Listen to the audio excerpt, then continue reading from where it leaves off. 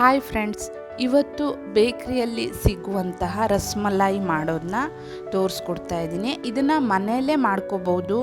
ತುಂಬಾ ಚೆನ್ನಾಗಿರುತ್ತೆ, ಕ್ವಿಕ್ಕಾಗಿ ಮಾಡ್ಕೋಬೋದು, ಹಾಗೆ ಫ್ರೆಶ್ ಆಗಿ ಇರುತ್ತೆ ತಿನ್ನೋವಾಗ. ಇದರ ಹಾಲನ್ನು ಕೂಡ ಮಾಡ್ಕೊಳ್ಳೋದನ್ನ ಈ ವಿಡಿಯೋದಲ್ಲಿ ಶೇರ್ ಮಾಡ್ತಾ ಇದ್ದೀನಿ. ಹಬ್ಬ ಹರಿದಿನಗಳಲ್ಲಿ ಇದನ್ನು ಮಾಡಿಕೊಂಡು ತಿಂದರೆ ತುಂಬಾ ಚೆನ್ನಾಗಿರುತ್ತೆ. ಮಕ್ಕಳಿಗಂತೂ ತುಂಬಾ ಇಷ್ಟ ಆಗುತ್ತೆ ಈ ಥರ ಮಾಡಿಕೊಟ್ರೆ. ಖಂಡಿತ ನೀವು ಟ್ರೈ ಮಾಡಿ.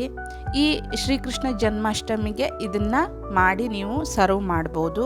ತುಂಬಾ ಟೇಸ್ಟಿಯಾಗಿರುತ್ತೆ. ಖಂಡಿತ ಟ್ರೈ ಮಾಡಿ. ನಾನಿಲ್ಲಿ ಒಂದು ಪಾತ್ರೆಗೆ 1 ಲೀಟ್ರ್ ಆಗುವಷ್ಟು ಹಾಲನ್ನು ಹಾಕ್ಕೊಳ್ತಾ ಇದ್ದೀನಿ. ನೀವು ಫುಲ್ ಫ್ಯಾಟ್ ಮಿಲ್ಕನ್ನು ಕೂಡ ತಗೋಬೋದು. ನಾನಿಲ್ಲಿ ನಾರ್ಮಲ್ ಮಿಲ್ಕನ್ನು ತಗೊಂಡಿದ್ದೀನಿ. 1 ಲೀಟ್ರ್ ಆಗುವಷ್ಟನ್ನು ಹಾಕ್ಕೊಳ್ತಾ ಇದ್ದೀನಿ. ಇದು ಚೆನ್ನಾಗಿ ಬಾಯ್ಲ್ ಆಗಬೇಕು. ಇದೀಗ ಬಾಯ್ಲ್ ಆಗಿದೆ. ಇದಕ್ಕೆ ವಿನೆಗರು 2-3 ಟೀ ಸ್ಪೂನ್ ಆಗುವಷ್ಟನ್ನು ಹಾಕ್ಕೋಬೇಕು. ವಿನೆಗರ್ ಇಲ್ಲ ಅಂತ ಆದರೆ ನೀವು ಲಿಂಬೆಹಣ್ಣಿನ ರಸನ್ನು ಕೂಡ ಅಷ್ಟೇ ಪ್ರಮಾಣದಲ್ಲಿ ಹಾಕ್ಕೋಬೋದು. ಅದನ್ನು ಹಾಕಿ ಈ ಥರ ಚೆನ್ನಾಗಿ ಮಿಕ್ಸ್ ಮಾಡ್ಕೋಬೇಕು. ಸ್ಟವ್ ಆಫ್ ಮಾಡಿಬಿಡಬೇಕು. ಸ್ಟವ್ ಆಫ್ ಮಾಡಿಕೊಂಡು ಈ ಥರ ಮಿಕ್ಸ್ ಮಾಡಿಕೊಂಡ್ರೆ ರೆಡಿ ಆಗುತ್ತೆ. ಇದನ್ನು ಸೋಸ್ಕೋಬೇಕಾಗುತ್ತೆ. ಈ ಥರ ಒಂದು ಮಸ್ಲಿನ್ ಕ್ಲೋತಿಂದ ಅಥವಾ ಒಂದು ಕಾಟನ್ ಬಟ್ಟೆಯಿಂದ ಈ ಥರ ಸೋಸ್ಕೋಬೇಕು.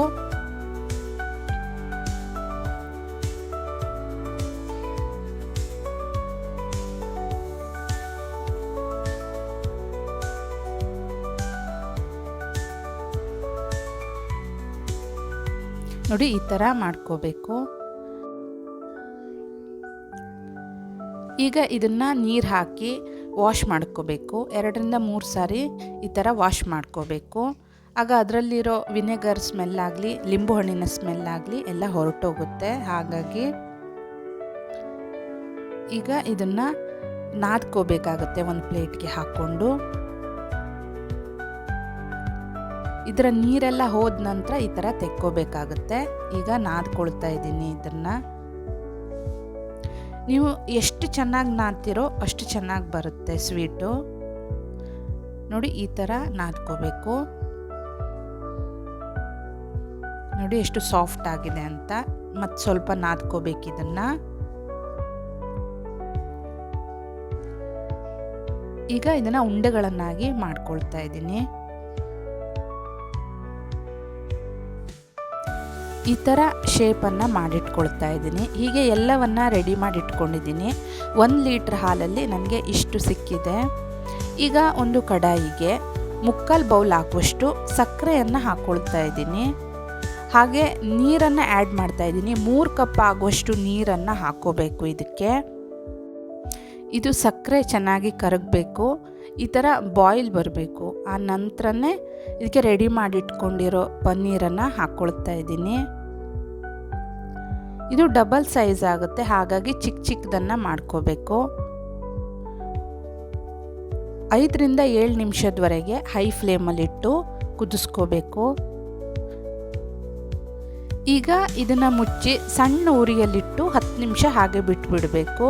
10 ನಿಮಿಷ ಆದ ನಂತರ ಓಪನ್ ಮಾಡ್ತಾ ಇದ್ದೀನಿ. ನೋಡಿ, ಡಬಲ್ ಸೈಜ್ ಆಗಿದೆ. ಸ್ಟವ್ ಆಫ್ ಮಾಡಿ ಇದನ್ನು ತಣ್ಣಗಾಗಕ್ಕೆ ಬಿಡ್ತಾ ಇದ್ದೀನಿ. ಈಗ ಇನ್ನೊಂದು ಪಾತ್ರೆಗೆ 1 ಕಪ್ ಆಗುವಷ್ಟು ಹಾಲನ್ನು ಹಾಕ್ಕೊಳ್ತಾ ಇದ್ದೀನಿ. 1/4 ಕಪ್ ಆಗುವಷ್ಟು ಸಕ್ಕರೆಯನ್ನು ಇದಕ್ಕೆ ಆ್ಯಡ್ ಮಾಡ್ಕೊಳ್ತಾ ಇದ್ದೀನಿ. ಈ ಥರ ಚೆನ್ನಾಗಿ ಮಿಕ್ಸ್ ಮಾಡ್ಕೊಳ್ತಾ ಸಕ್ಕರೆನ ಕರಗಿಸ್ಕೋಬೇಕು. ಹಾಲು ಸ್ವಲ್ಪ ತಿಕ್ಕಾಗಕ್ಕೆ ಬಿಡಬೇಕು. ಸ್ವಲ್ಪ ಕೇಸರಿಯನ್ನು ಹಾಕ್ಕೊಳ್ತಾ ಇದ್ದೀನಿ. ಗೋಡಂಬಿ ಪೀಸಸ್ಸು ಹಾಗೆ ಬಾದಾಮಿ ಪೀಸಸ್ಸನ್ನು ಕೂಡ ಹಾಕ್ಕೊಳ್ತಾ ಇದ್ದೀನಿ. ಹಾಗೆ ಪಿಸ್ತಾ ಪೀಸಸ್ ಕೂಡ ಚಿಕ್ಕದಾಗಿ ಕಟ್ ಮಾಡಿ ಹಾಕ್ಕೊಳ್ತಾ ಇದ್ದೀನಿ. ಇವೆಲ್ಲವನ್ನು ಚೆನ್ನಾಗಿ ಮಿಕ್ಸ್ ಮಾಡ್ಕೊಳ್ತಾ ಇರಬೇಕು. ಕೇಸರಿ ಹಾಕಿರೋದ್ರಿಂದ ಒಂದು ಒಳ್ಳೆ ಕಲರ್ ಬರುತ್ತೆ ಇದಕ್ಕೆ. ನೀವು ಬೇಕಿದ್ರೆ ಫುಡ್ ಕಲರ್ನು ಕೂಡ ಯೂಸ್ ಮಾಡ್ಕೋಬೋದು. ಲಾಸ್ಟಲ್ಲಿ ಸ್ವಲ್ಪ ಏಲಕ್ಕಿ ಪುಡಿಯನ್ನು ಹಾಕಿ ಚೆನ್ನಾಗಿ ಮಿಕ್ಸ್ ಮಾಡಿಕೊಂಡ್ರೆ ರೆಡಿ ಆಗುತ್ತೆ. ಈಗ ಸರ್ವ್ ಮಾಡ್ತಾ ಇದ್ದೀನಿ. ಮೊದಲೇ ಮಾಡಿಟ್ಕೊಂಡಿರೋದನ್ನ ಇದಕ್ಕೆ ಹಾಕ್ಕೊಳ್ತಾ ಇದ್ದೀನಿ. ಹೀಗೆ ಎಲ್ಲವನ್ನು ಹಾಕ್ಕೋಬೇಕು. ಇದ್ರ ಮೇಲೆ ಮಾಡಿಟ್ಕೊಂಡಿರೋ ಹಾಲನ್ನು ಹಾಕ್ಕೊಳ್ತಾ ಇದ್ದೀನಿ. ಇದನ್ನು ಬಿಸಿ ಇರುವಾಗಲೂ ಸರ್ವ್ ಮಾಡ್ಕೋಬೋದು. ಹಾಗೆ ಇದ್ರ ಮೇಲೆ ಗಾರ್ನಿಷ್ ಮಾಡ್ಕೊಳ್ತಾ ಇದ್ದೀನಿ. ಗೋಡಂಬಿ ಚೂರು, ಬಾದಾಮಿ ಚೂರು ಹಾಗೆ ಪಿಸ್ತಾ ಚೂರನ್ನು ಹಾಕ್ತಾ ಇದ್ದೀನಿ. ಸ್ವಲ್ಪ ಕೇಸರಿಯನ್ನು ಕೂಡ ಹಾಕಿ ಇದನ್ನು ತಣ್ಣಗಾಗಕ್ಕೆ ಬಿಡ್ತಾ ಇದ್ದೀನಿ.